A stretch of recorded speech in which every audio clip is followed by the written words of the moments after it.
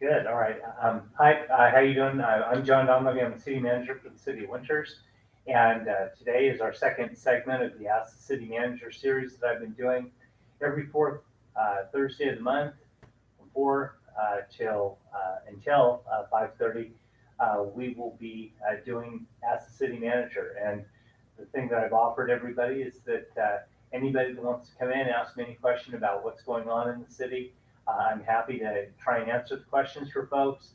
We're doing this over our YouTube channel and trying to get plenty of information out to everybody about what's going on in the city. So today, we've got a really small crowd in here right now. What I plan to do is I'm going to start each segment with maybe an overview of the most recent city council meeting. And from that, what we'll do is uh, go on to a couple of topics. Today, I'll go through the council meeting, and then the other two topics I'm going to talk about will be housing, and then we're going to talk a little trash today about some of the issues and challenges that waste management's having in picking up both our commercial and residential waste stream in the city. So I'll give you a little bit of an update. So on Tuesday night, we had our city council meeting. Lots of items on the agenda. I thought what I'd do is go through, maybe talk about the items that were on the consent calendar, some of the presentations, and some of the discussion items to kind of give everybody a little bit of an up on what happened the other night. Um, uh, the consent calendar had a ton of items. Item A were the minutes from the May 7th meeting. All of these are available online. If you go on to www.cityofwinters.org, under departments, click on city council, and from that you can get the entire city council packet, and you can see absolutely all the staff reports, all the minutes, and everything that are involved with those. Just a little insight. The minutes of all the council meetings are action minutes. Some people want to see verbatim minutes. Sometimes people get up and they speak at the council meeting and they like, well, hey, why didn't the city include everything that I said? That's not the way that the minutes work.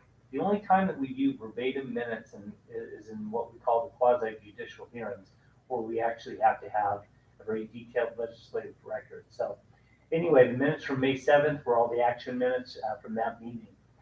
Items B and C had to do with our citywide assessment district.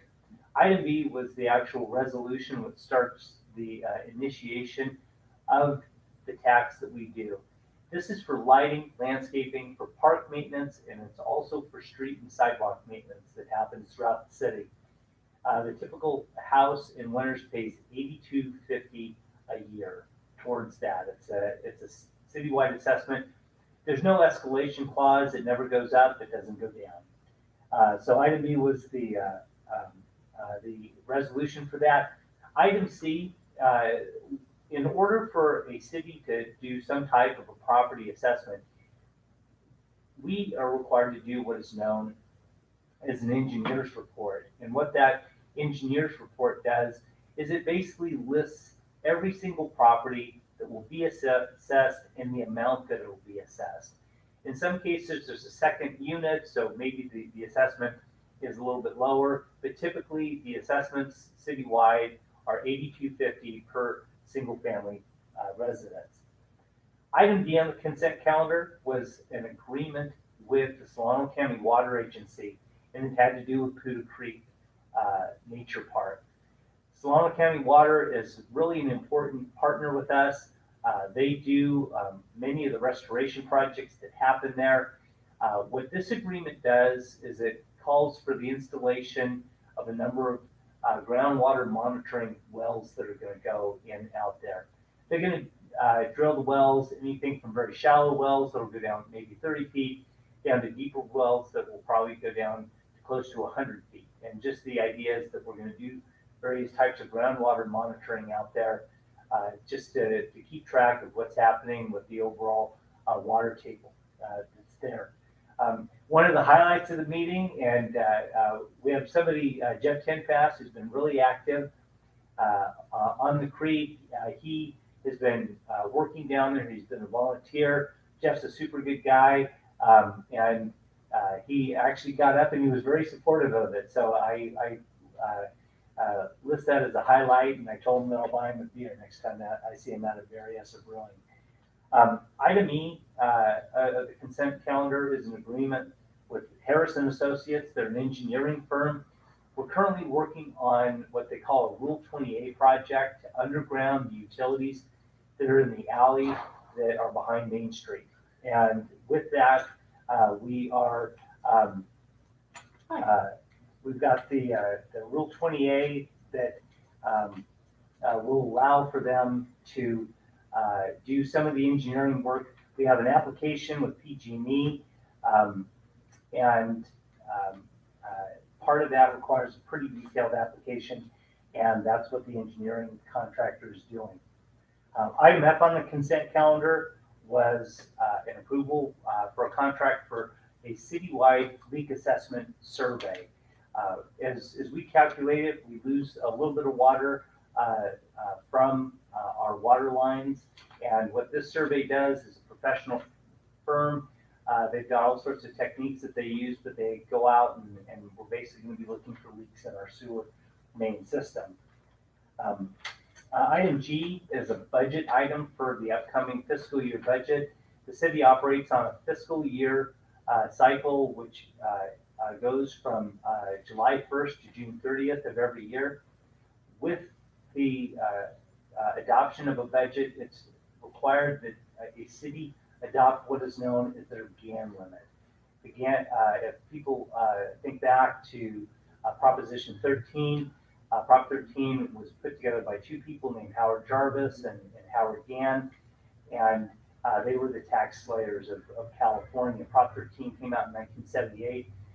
Following up in, I think it was 1984, there was Proposition 8, which was put on the ballot by Paul Gann. And what that does, and based on a formula, it gives a maximum amount of money that a city or any municipal operation in California can actually collect. So there's actually a limit on the amount of money that a city can take in. And what this does is it establishes what our GAN limit is. And the good news is that we didn't meet our GAN limit. So we're still under it by quite a bit. But I also tell people, bad news is that we didn't get to our GAN limit, which means that we don't have the prosperity that would put us on that threshold.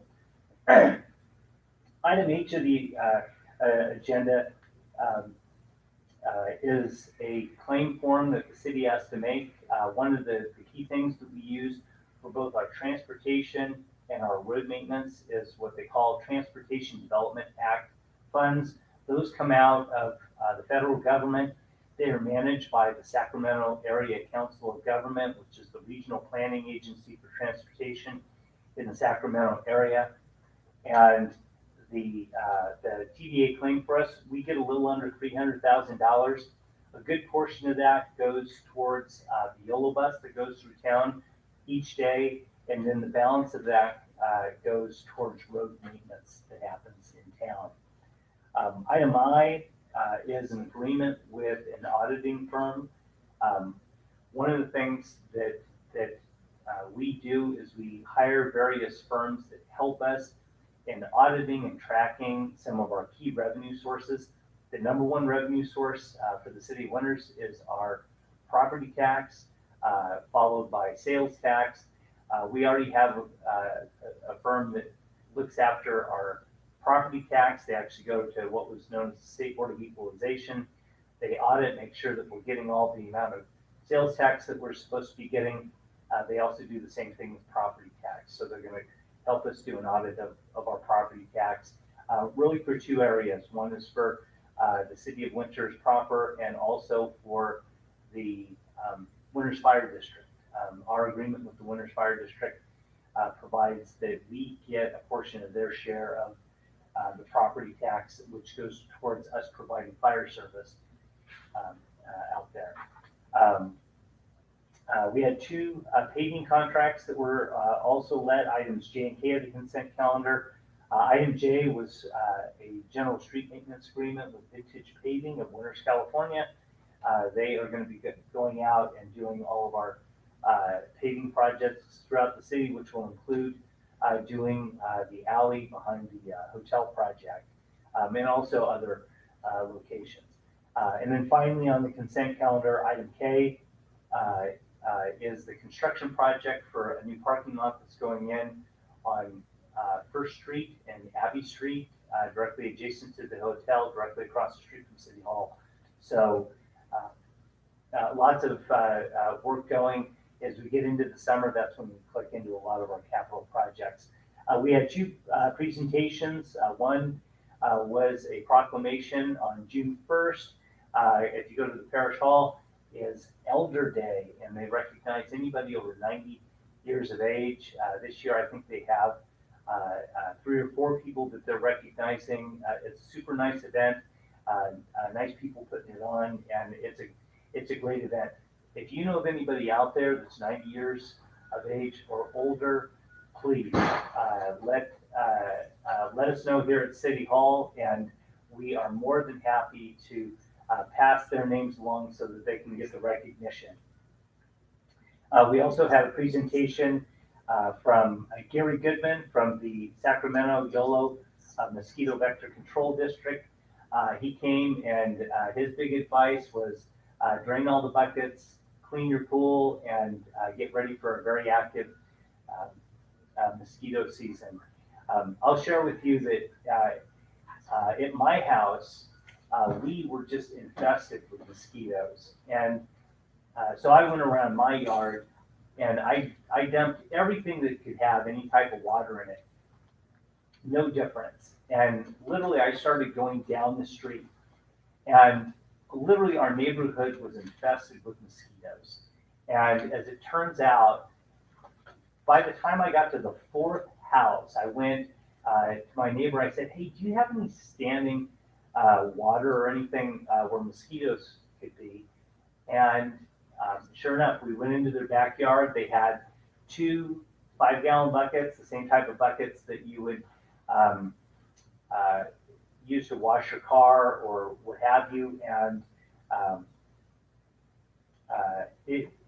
sure enough, they were just stuffed, and the mosquitoes were just coming out. It was like a plague.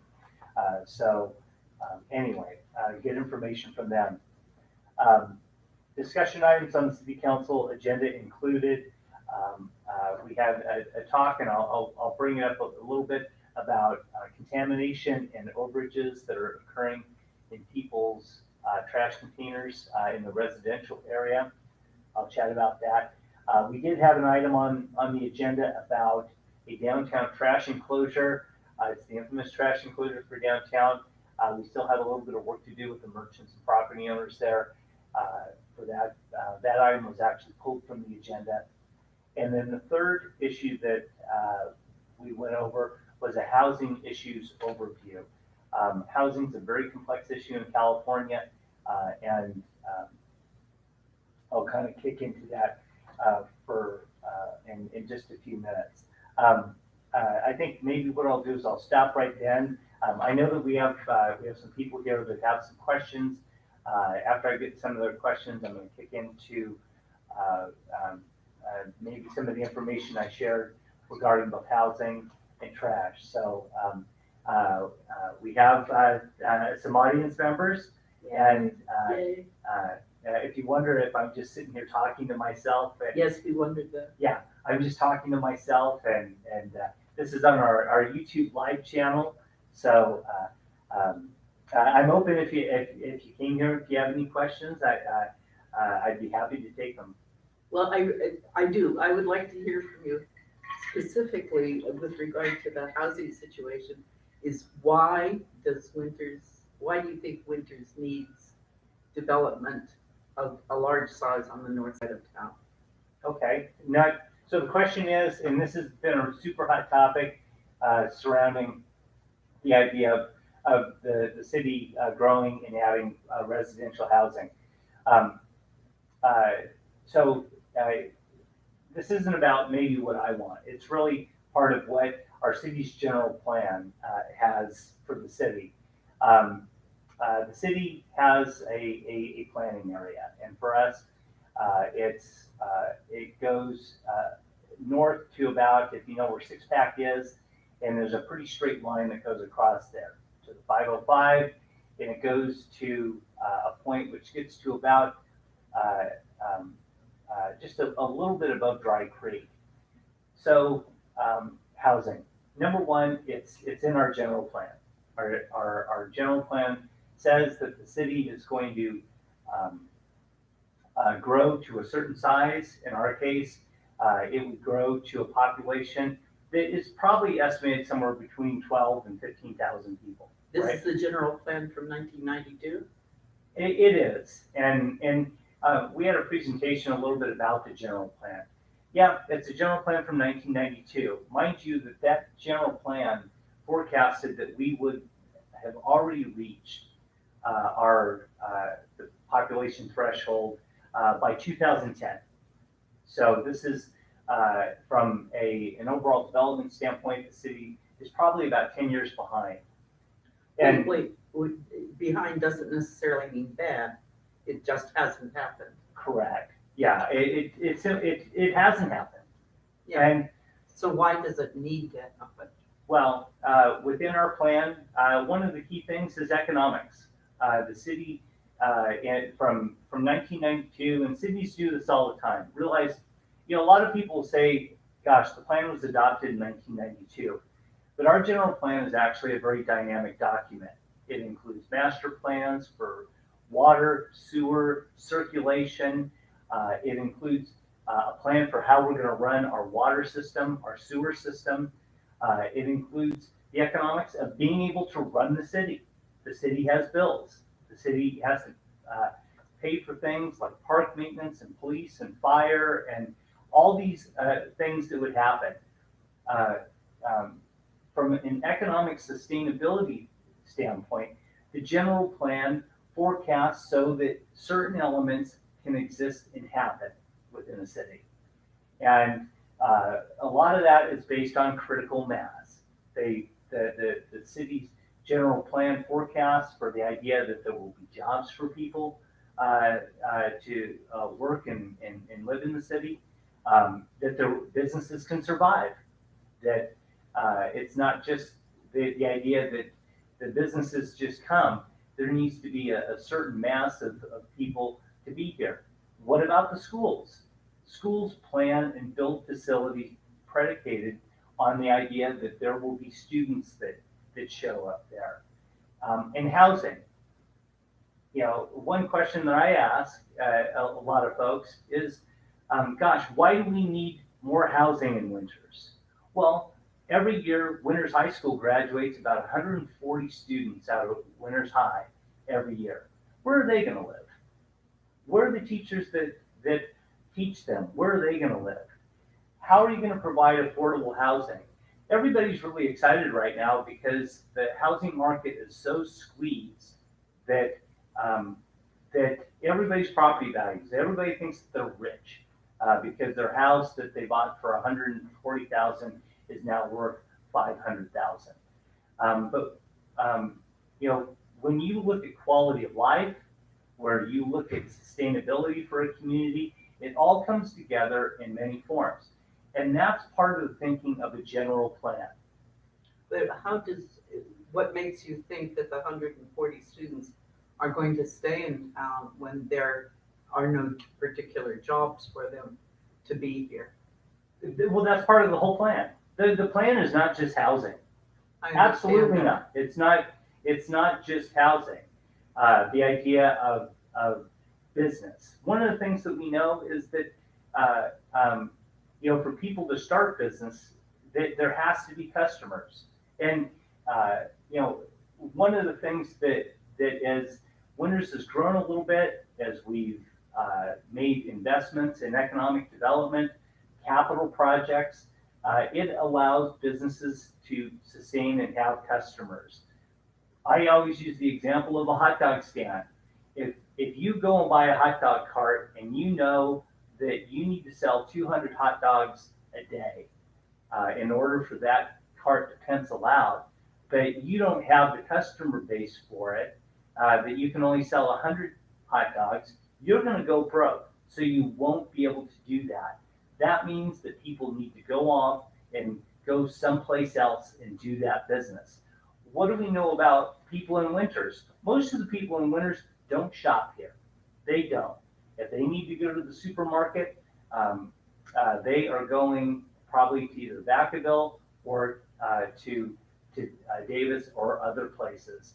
The ability to create jobs is twofold. You need housing where people are going to live to do their jobs, but also, part of the planning involves looking at your land mass and coming up with a solution for how you are going to make it sustainable for job creating businesses to happen, for a business park, for somebody to want to invest and create some type of things going on. And that is, the implementation of the city's general plan is multifaceted, and it really is a sustainability model. And, as an example, we run a water and sewer system. Even though we are not growing per se, our growth rate has been sub 1% for almost the past 12 years. 12 years, we haven't grown by 1%. Now, why don't you correlate that into the idea of a cost of living? Where has the tax base gone? The overall growth of things. Well, I can tell you that our water and sewer rates, as far as look at your own electric bill, the cost of labor, the cost of supplies, those things keep on going up. So, in so many ways, a city runs very similar to a business model. If you are not doing things to grow your revenue base, your tax base, all those things combined, it makes a difference. Now, the controversy. Let's talk about the north area a little bit. And I've tried to be as open and forthright with people about things. We have essentially 3 property owners that own about, let's just round it off, and I'm probably wrong with this number, let's just round it off to 700 acres, roughly, that is in our north planning area. Yep, have we been talking to those folks? Absolutely we have. We have been talking with them about planning. Have we talked about specific projects? No, we haven't been talking about specific projects. We talk to property owners all the time. The typical city has a planning department or a community development department. Much of what we do at City Hall involves land use, and that's whether you're coming in to put a patio cover in your backyard, a swimming pool, or somebody wants to build a house on one lot, or somebody wants to build 20 houses on a 4-acre lot. That's what we do, and that's the business that we're in. Like I said, we're advocates for the city's general plan on a much broader scale of things. And do I get the controversy of housing? Absolutely I do. From the first day that I've been the city manager, and in July, it'll be 18 years since I've come to Winters. And when I came here, there were over 3,000 units that were on the books that developers wanted to build in the community.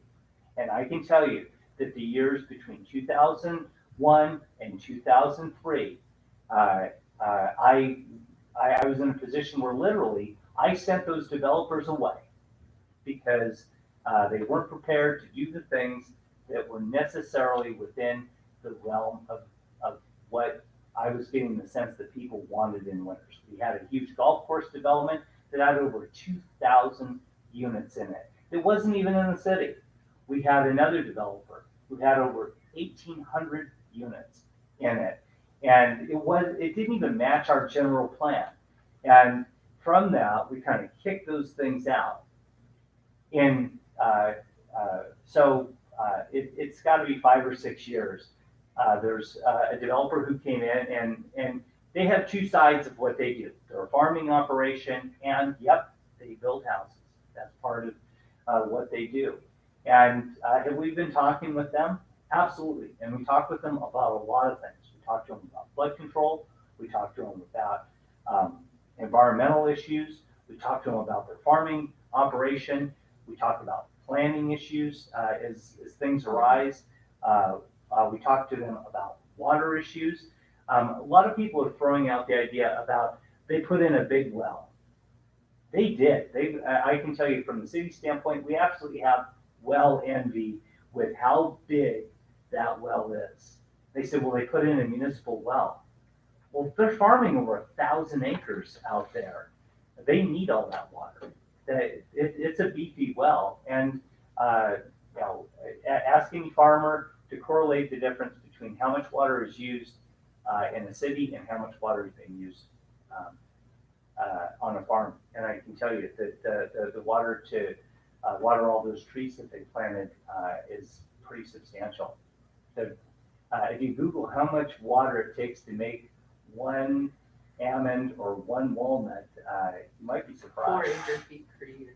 Yeah, but you know and one of the things that's really important, and I mean this with the depths of my sincerity on things, is we have been talking with anybody about the development in the north area.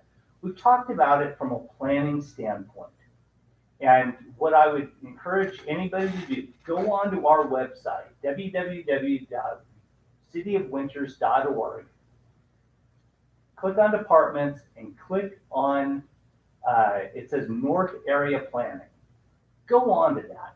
I've loaded that with so much information. And one of the things that we've included was, and I got permission from the folks from Bellevue North, there are two key documents. One is that includes an outline of a work plan that we put together back in 2017. Part of what we do is we try to look beyond the horizon on planning things. Do we set ourselves up to be prepared for things? Absolutely, we do. Go down to the police department and the fire department and see what they've got. They're ready for a high-rise fire if need be. You do planning. You think things through. Look through the outline of what it is. It doesn't talk about projects. It talks about a planning process. The second document on there is a draft proposal that Bellevue North sent to us. We never responded to that draft. We sent them a letter that said, hey, you need to consider a couple of things. And the letter that we sent to them is included on that website. But look at their draft. Look at what they sent. And it hits on the most important things that we talked about: a planning process, public participation, conformance with the city's existing general plan. Landowners can propose anything, and we have a lot of people that come and talk about things, both large and small. And the goal on all of that is that first off, it has to be consistent with our general plan. I always tell people, don't kill the messenger. In the case of our city staff, our focus has been on being an advocate for the city's general plan, being an advocate for the city's housing element, being an advocate for all the master plans, all the policies of that general plan. Because I will share with you that my view on the city's general plan, the people that worked on that had vision. And if you read the policies, and you can click on and you can read all those policies, I've got a general plan overview that I've included in there that includes all the policies. They're good policies. They talk about connectivity. They talk about jobs and housing balance. They talk about the idea that development will be phased. It's not like, you approve something and, they come out and they try and build 2,000 units. The economy just doesn't do that. Between 2008 and 2016, I think that we built fewer than 5 single-family homes, even though we had 700 entitled homes on the books. There's an economics thing. Over the course of what it will come out to about the next 8 years, the maximum number of houses that we're forecasting that are going to come into town are probably about 78, let's just say 80, but below 100 houses a year. And that's in. That includes the 400 that are coming in the Moody Slough area now? Correct. Stone's Throw, Heartland, and there's a part of the Stone's Throw project is a smaller lot project that is going to be built by, K. Hovnanian, I just butchered their name, but K. Hovnanian Homes is going to build a smaller lot project, very similar to the ones if you go by the public safety facility, there are some 2-story houses on small lots there. But we're forecasting about 78 a year. Well, that's what's already in what's been built out there's about 75 homes or so adjacent to the public safety building now. Yes, and if you want to know the pace of those, the 72 homes were built out there, and my math is probably wrong on this, but the maximum that was ever built going full tilt out there was 36 a year. So it takes a number of years. Development cycle on a lot of things involves a lot of time. And in the general plan that you talk of, I mean, at that 2x2 meeting the other day, it sounded like Wade County, for example, favored the idea of doing a plan a planning process that involved a large amount of land, so that because that would be more efficient. And does the general plan speak to phasing things in over? Absolutely. No, go and click on the documents and you'll see probably, if you click on the document that has the outline of a specific plan process, or the outline of what a specific plan would look like, one of the key elements of it is phasing. Phasing is there's no way that you can build a large area out. It's because it requires a tremendous amount of infrastructure. Yes, but you can plan a large area out so that you would have a large area that would be essentially identical, even if it was built out over 10 years. Correct. Yeah. Yeah. One of the things that is just from the staff as we've been kicking around, and we try to kind of articulate this the best that we can, but any type of planning that would happen out there, my guess is that it would go to probably 2040, probably past 2045, as far as the actual implementation of any type of a plan. You have to calculate quite a bit into it, which would include not only the planning portion, but the ability to put infrastructure in. Typically, housing doesn't follow infrastructure. Probably it takes more than 2 years. The Stone's Throw project is an example. Most of their utilities and everything went in almost 24 months ago, and they haven't even. I think that we've given certificates of occupancy to only, it's like either 2 or 4 houses out there, not including the models. So it takes time, and I think probably from the staff perspective, trying to represent the goals of the general plan, it's been the idea that there, by doing the planning process, the one thing that we told Bellevue, the representatives of them, is that they had to get all the property owners on board, because the idea of piecemeal planning for the area simply won't work. Why won't it work? Because it's easier, because you're building roads, you're putting in utilities, water and sewer lines. When you piecemeal something, it would be like building your house. in just a piecemeal format. Well, I'll put a room over here, and then maybe I'll do something over there. Having a unified plan that doesn't necessarily mean, that you're going to build the whole thing out, but your ability to have all the main infrastructures. If you look at so many plans, I'll use the community library as an example.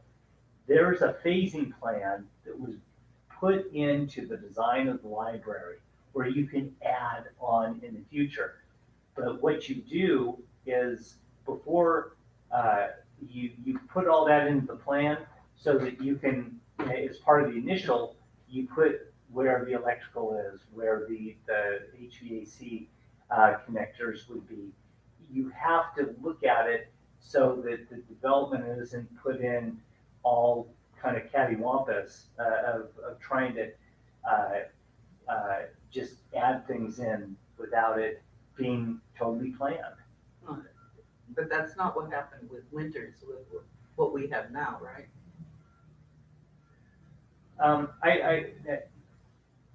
Well, we've got a city that's almost 150 years old. Well, that's what I mean. And that's part of the charm is that we have, there's Dry Creek Village or whatever this is called, people refer to it, and I'm not familiar with the different areas because they're different areas that were built at different times and so on that have grown up gradually to be what is now the city of Winters. Whereas, if you talk about planning large scale, it's something more like building, that city out in the jungle in Brazil, de novo. I mean, that many acres with, that's a bunch of people. Yeah, It's half the size of. Yeah, at the end of the day, as far as implementing an overall plan for the community, the biggest things that come into play when you actually do the planning process are the major infrastructure. The importance of establishing the standards, making sure that the roads are going to go where you want them to go, because all the water and sewer infrastructure, all the storm drainage needs to go. In the case of the north area, there are certain flood issues as far as the amount of water that's out there, how all that's going to be contained. The idea that the city would just kind of grow kind of in an organic fashion. Unfortunately, the state, as far as planning law, doesn't necessarily, they require cities to have a general plan. And, I get what you're saying that, wouldn't it be better for it to grow a little more organically on things? It could do that, but, as far as the city goes, we have a number of enterprises that is we operate, for example, our water and sewer operations, our ability to size, forecast, and plan for those facilities to exist require that we have to look towards, in our case, the build out. Also from an economic standpoint, one of the things that from how we run the business of things, why do you want to add some units periodically into your city? And so much of it comes down to, just the affordability that you have in your community. Water and sewer rates go up, and the one thing about living in California, we are without a doubt the most regulated city or state in the United States. There's no question about that. Costs are always going up, and those costs have to directly go on to all of our customers. And the ability to spread some of those costs is very real. And so the general plan calculates those things in. Where do you get to where it's still affordable for people to live? If you take some cities that have practically no place to grow but up, It's very expensive. Go to San Francisco, go to some cities that are only building vertically at this time. It's wildly expensive. But you look at a community like ours, um, prices are going up. And at some point, a little bit of growth helps keep some of the costs down so people can afford to live here. And like I said, uh, the reason why you look at your general plan to do various things is from a sustainability standpoint, the ability to pay the bills, to fix the streets and mow the parks and keep the street lights on, and that when you call 911, the fire department's going to show up. I mean, a lot of things. I have a question, if I could jump in. So I want to say thank you for really elaborating on housing. When you go back to the 92, the general plan, and we say we haven't had the kind of housing development that was projected. Can you speak to the business or economic development that we projected that isn't here, that is or isn't here either? Like what were those plans and what do we hope to have in the future? Yeah, from a retail standpoint, I think probably the proudest and one of the coolest things about Winters is what we've been able to do as far as our downtown goes. But if you saw the SAC-B over the weekend, great article that helped define where our economy is. And that is a visitor-serving economy. As far as the sustainability of our own residents, as far as their ability to shop where they live, not as strong. It just isn't. I always tell everybody, if you need to go buy a pair of shoes, where would you go? Online. Yeah, online. But if you need to buy a shirt, I get it. You can buy everything online now. But also if you look at, some of the growth is actually facilitating a lot of business that's going on. You see a lot of entrepreneurs out there, concrete businesses. You got businesses like Ample Electric and Winters Concrete, and obviously Winters Aggregate. You see emerging businesses that create local jobs and it helps the overall vitality. If you go by the hardware store, you see those businesses going in and out of there. That is the vitality. The reality of economic development is that it's not necessarily the retail that gets you. It's business to business working together. What does that mean? I don't get it. Business to business. I'm a general contractor and I hire my plumbing associate. I hire my electrical associate that does things, that comes in and puts it. Another great example, my neighbor, Pierce Heating and Air in town. Go to them. It's a great business, local business, family business. Oh my goodness, look at all the trucks that are going, that they've got. They've got like a fleet now. And it used to be just a very small business. But they're not serving Winters. Absolutely. They're serving Winters, but their business is growing because they are also serving in the region. Correct. Because there isn't that much, new growth. Same thing with Casson and Company. Yeah, They, but it doesn't mean that they aren't located here, but they're not making their big money in Winters. no, but that's also part of the economic forecast. You want people to be able to come and open up a business here that is going to be able to survive here. What does that create? It creates jobs. It creates vitality for the economy. It gets people spending money. If a business can operate within the jurisdiction that they're at, that's gold. And we won't get on to the dealing with all the climate issues and where people are driving to and all that stuff. But the ability to have vitality within an area, it creates jobs. It keeps money here in town. Because you're right, so many of our contractors have to go out of town.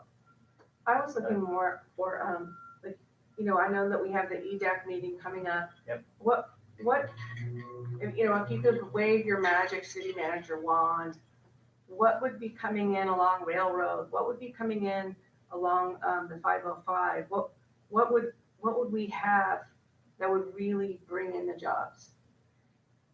The one thing that we don't have here is a business park. And if you go to many communities, you'll find these, sometimes they're very sterile looking, but these concrete tilt-up buildings, and you'll see a whole variety of businesses that operate in there. You'll see everything from doctor's offices to engineering companies and the like. One of the recommendations, and again, click on our city website and look at the Economic Development Advisory Committee report. It talks about Railroad Avenue. It talks about the idea of creating more of a business corridor along railroad, not necessarily houses. It's the idea of creating an actual commercial corridor. We don't have, I'm convinced that if we could have a business park here in town that had 200,000 or 250,000 square feet of tilt-up concrete, the typical business, and let's take an electric business. They have a need for some office space, and then they have a need for space for all their supplies and parking all their trucks and all that. The last community I worked in had my dream business park. It was called the Michigan Avenue Business Park in Grand Terrace. And they had these tilt-up concrete buildings that had spaces that were divided into 10,000 square foot segments. 2,000 square feet up front was the office. And 8,000 or 18,000 square feet in the back was where they stored all their trucks, all their equipment. And what kind of businesses were in that business park? It was great. We had one business that all they made was pasta and pizza dough and pasta sauces. And it was fabulous. And they were a supplier for so many restaurants throughout the region. Think about that type of business in Winters. The number one thing that we hear from folks is, gosh, wouldn't it be great to have a commercial kitchen of some type here in town where we could use the bounty of our harvest to value add products and send those things out. There's a lot of entrepreneurs. There are some people in this area that absolutely, we grow the best food in the world here, and their ability to turn that into something. But the problem is that they don't have a place to do it. You take other spaces. In Michigan Avenue Park, there was a geotech company. Here in Winters, a couple of years ago, 10 years ago, we had a guy come to us, and he and another guy lived here in town. There were a couple of guys from Esparto, some guys from Dixon, and some people from Vacaville. And they would meet every morning down next to Lowe's by the street by the Vacaville airport down there. And they came to us, and they said that they needed 30,000 square feet. They made some oil lubricator devices. They were in San Leandro. The boss said that if they wanted to move the company out here closer to where they work, because every morning when they met in Vacaville, they would drive from Vacaville to San Leandro to go to work every day. It was almost 4.5 hours that they were on the road every single day. And the guy came in and he was just like, you know what? I see my house in the dark when I leave. I see my house in the dark when I get home. I want to be able to live here. But you take a business like that. So those are the types, there's a wide variety of businesses that could go into that industrial park. Some of the businesses, There's a plumbing business here in town. I'm not gonna say where it is. I'm not gonna call them out on it, but they're operating out of a house just on Main Street. You drive by there, you see all their trucks parked out there. Um, Probably a better location than operating out of a house. Um, Winters right now, I think, because we don't have places like that, and those would be perfect, for example, on the corridor on Railroad Avenue. And this is, What's the economics of putting up a business park as compared to housing? In other words, if you own the land, what would give you the most profit? both ways. It works both ways. People who own a business park, if it's sustainable to have those businesses there, you get monthly rent. Mhm. There's a profit margin off of that, without question. And the one thing that a lot of people throw rocks at me about is, oh, you just want housing. No, I don't. No, we want to be able to plan and develop a sustainability model that keeps people in town, gives an opportunity for people to have jobs, to own a house here, and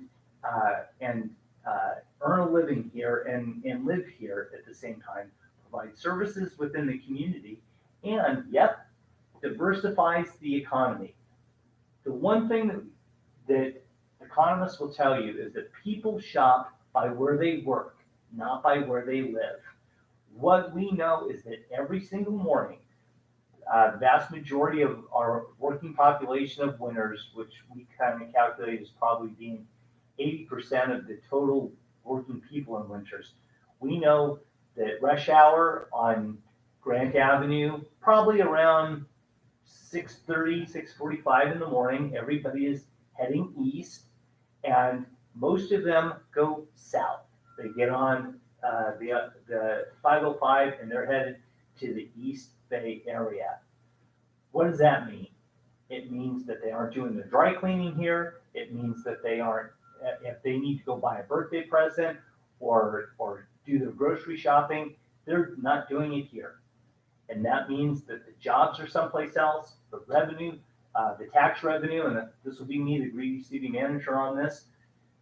The tax revenue is all going someplace else, not here. The tax dollars that the typical resident of Winters spends doesn't benefit them. It benefits another community. Do we want to kind of do that? That's the greedy side. In so many ways, that's evil and coming out. Why do we want vitality here in Winters? It's so that we can keep some of that money here. And more importantly, provide jobs.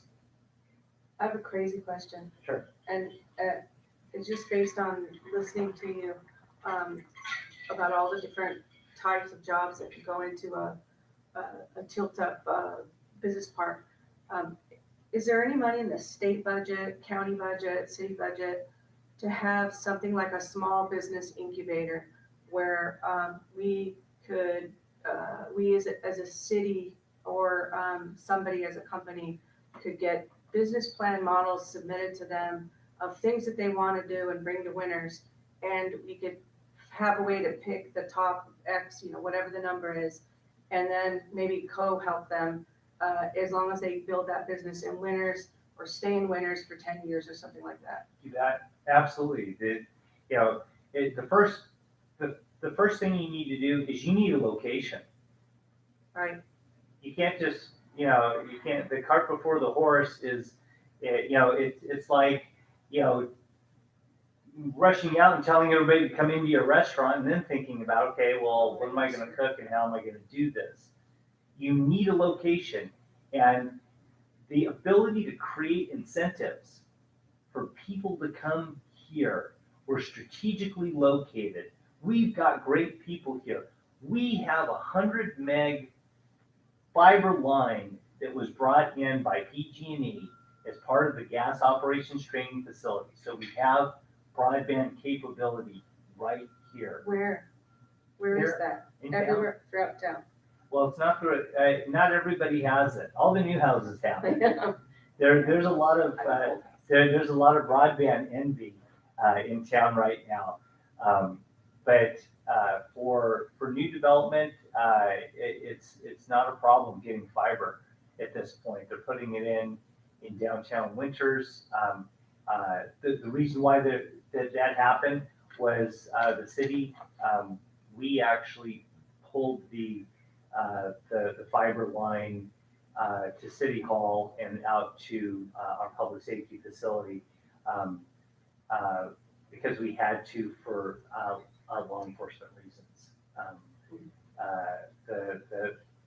The police department's higher tech than people think. There's nothing secret, but they need to be able to get onto certain systems, and the upload and the download needs to be fast enough. But we have broadband, but the problem that we have right now is that we don't have any land for that to locate. The one thing that you'll see in the Economic Advisory Committee report is that the number one issue that we have in the north area, in some of the job creating areas, is the flood area. And that needs to be addressed. So, that's part of the planning that we've talked to the Bellevue North folks about is, okay, what can we do from a flood control standpoint? And that's a super important thing. But we need to, if we could identify locations to be able to work with the property owners to market those locations. If you go to any of the cities around us, even a city as small as Dixon, they have economic development people, and all they're doing is out there, hey, how can we get you to come to our community and try and fill in all these places?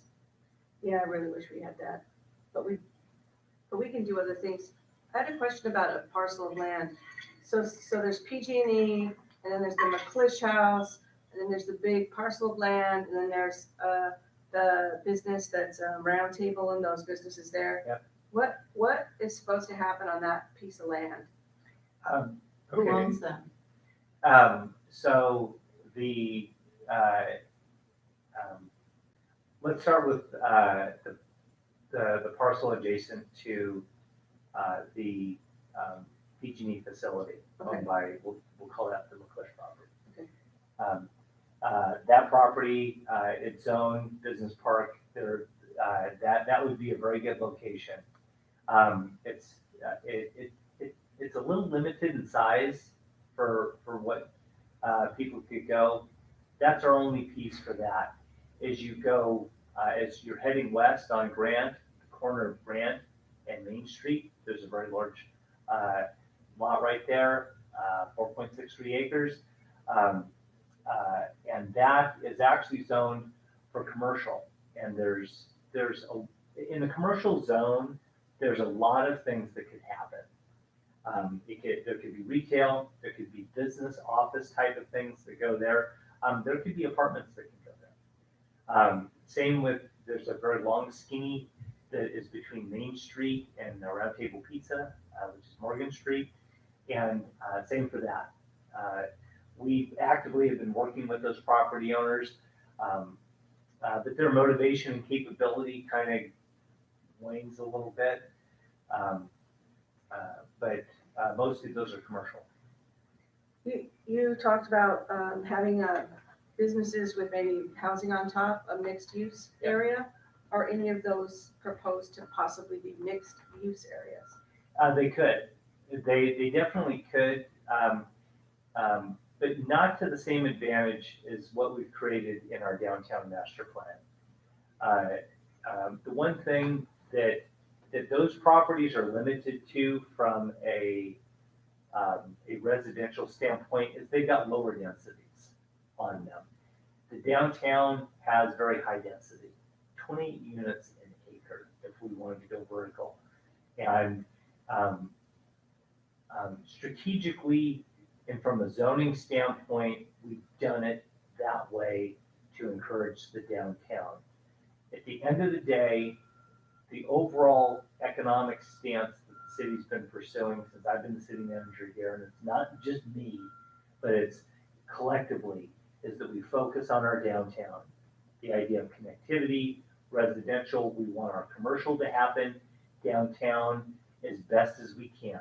And the idea of making our downtown that 24-hour downtown is essential. We've located the hotel downtown because we want people to stay here and be here because they're gonna walk, they're gonna shop, they're gonna do all the things that they want to do.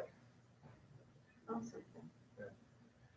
I came in with a question. I didn't know if you wanted to, you have your own agenda, you have your own stuff. You know, But- I can leave all this other stuff. No, I don't know if it's important, but, people ask me often, Jesse, when you meet with, City Manager John Donlevy to go over the agenda, what do you guys talk about? No, I just gave. Did you just do it? I just gave Oh. the exact same briefing. And a matter of fact, something that I'm gonna be doing is I'm gonna expand this. And, I gotta figure out my schedule. But what I plan to do is, I'll come up and I'm gonna record the exact same briefing that I give to the city council members, for this channel, coming up. I've just gotta figure out the time to do it. But, as council members get a question of, so what does the city manager talk about when he's giving you the briefing? I'm gonna give the public the exact same briefing that I give. It's one of the most important things that I do as a city manager. Obviously, the council members bring in a lot of different questions, so the give and take probably isn't gonna happen. But there, as I sit down with the council, and follow me, I talk about things at a very high level. I call that 50,000 feet, 25,000 feet, and sometimes I get down into the weeds, 10,000 feet, right under the ground level on things. And I think one of the most important things about being a really good city manager is the ability to prep the council members for the meetings. I can tell you, and any council member will assure you of this, I don't talk with them about how they feel about any particular item. Obviously, if they ask me a bunch of questions, I can get a feel for various things. But my job as the city manager is to present the item to the council member. They need to be informed when they walk in there. Part of my deal with each council member is I have a set meeting with them. They either come to see me or I will go to see them. But to make sure that they are 100% that they know what that item is that they're considering. And with the council members, in a lot of ways, it makes them do their homework. The council members are not appreciated for the amount of stuff that they have to read, but there's a lot of reading involved. But also, the one thing that my briefing with the council members helps is that if they're asking the same questions, that something isn't 100% clear, or in many cases, the council members will ask for the options. What did we look at, or how did the staff come up with this recommendation? Why is this happening the way that it's being presented to us? When it comes time for the council meeting, I make sure that those things are integrated into whatever the presentation is. The worst thing that happens is that the really detailed question comes up in the council meeting. So that's why I meet with them to kind of get a feel for things. Most importantly, not only for them to make the decision on the item, but also if we have to clarify to the public or people that are interested about that item, we absolutely want to make sure that that's covered. We provide all of our packets online for people to go through. You can see all the same report and the same packet that the city council gets. For those that have an iPad out there, there's an app called iAnnotate. That's what the council members all have on their iPads. That's what the staff has on theirs. You too can have iAnnotate. And you can actually go through, it's completely outlined, so you can go exactly to the items that you want to see. All the drawings, all the engineering drawings, everything is on there. We've improved our overall service so that on the staff reports, everything's hot linked now. I gave a very detailed report on housing. Housing's a big issue, not the gazillion houses that people think that we want to build, but there are a lot of issues. And what I did was I embedded links to the State Department of Finance, the Housing and Community Development, the city's housing element, all those types of things. Information is critical. We are not the Pentagon. We are not trying to hide things. I think probably one of the things, we've had a tough row on some of the publicity and some of the information that's gotten out there on things. I can tell you that we share a huge amount of information with people. And one of the jams that we got was, gosh, you were sharing the economic committee report with Bellevue North. Of course you're going to do that. If we're talking about your property, of course we're going to provide the information and tell you. And you engage the people in the process. That's important, because the last thing that you want is to present something that people will start wrapping their emotions around, and then all of a sudden somebody just goes, nope, and you go, oops, I guess I probably should have informed them. The only things that we hold back, that we don't necessarily get out, we do have some technical reports that come in that sometimes they just aren't ready for prime time, because in today's information age, the reality is that there's so much, people will grab things, and it's easy to distribute everything. Check this out. Look at this link. I scan this in. And then you've got information that's not correct, that's out there.